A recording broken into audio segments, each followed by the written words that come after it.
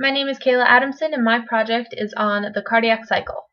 To start off, I'm just going to describe a couple different structures that will be used frequently in this video. The first structures I'm going to describe are the atrioventricular valves. The right AV valve is located at the bottom of the right atrium and is also called the tricuspid valve. The left AV valve is located at the bottom of the left atrium and is called the bicuspid valve. The purpose of these valves are to prevent backflow of blood from the ventricles into the atria. Next we have the aortic semilunar valve. Blood travels through this valve into the ascending aorta, and just like the AV valves, the aortic semilunar valve also prevents the backflow of blood. These valves stay closed unless there is a change in pressure. Aortic pressure forces the AV valves to open when ventricular pressures fall below the pressure of the atria. Ventricular pressure is when pressure in the ventricles exceeds the pressure in the arterial trunks. The semilunar valves open and blood flows into the pulmonary and aortic trunk.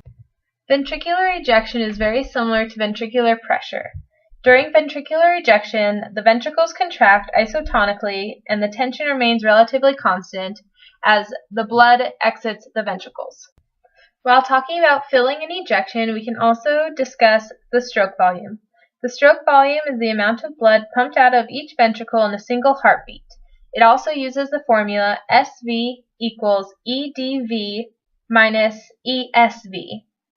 The EDV stands for end diastolic volume, which is the amount of blood in each ventricle at the end of ventricular diastole, which is the start of the ventricular systole. ESV stands for end systolic volume, which is the amount of blood remaining in each ventricle at the end of each ventricular systole, and is also the start of ventricular diastole. The cardiac cycle is the period between the start of one heartbeat and the beginning of the next heartbeat. The steps in this process are atrial systole begins, atrial systole ends, atrial diastole begins, ventricular systole first phase, ventricular systole second phase, ventricular diastole early. Two terms used frequently when describing the cardiac cycle are systole and diastole. Systole means contraction and diastole means relaxation. Two common associations with the cardiac cycle are the sounds that the heart makes as it beats, which is the lub-dub sound. The lub sound, which marks the start of ventricular contraction when AV valves close, can be called S1, and the dub sound, which marks the beginning of ventricular filling when the semilunar valves close, can be called S2. I am now going to describe the different steps in the cardiac cycle. I'm going to start off with atrial systole. Atrial systole is when the atria contract and push blood into the ventricles through open AV valves at the end of the atrial systole. Each ventricle contains the maximum amount of blood that it will hold for the cardiac cycle.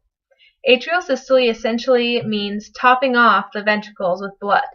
The ventricular volume is about 70 to 80 milliliters. Next we have isovolumetric contraction. This is when all heart valves are closed and the volumes of the ventricles do not change, but the ventricular pressures are rising. Similar to isovolumetric contraction, we have isovolumetric relaxation. This is when all the heart valves are closed and the ventricular myocardium is relaxing.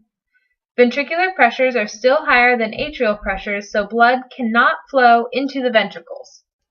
We also have atrial and ventricular diastole. All the heart valves are closed at this point and the ventricular myocardium is relaxing, and the ventricular pressure drops rapidly. These atrial pressures force the AV valves open and blood flows from the atria into the ventricles. The ventricular chambers also expand during this stage.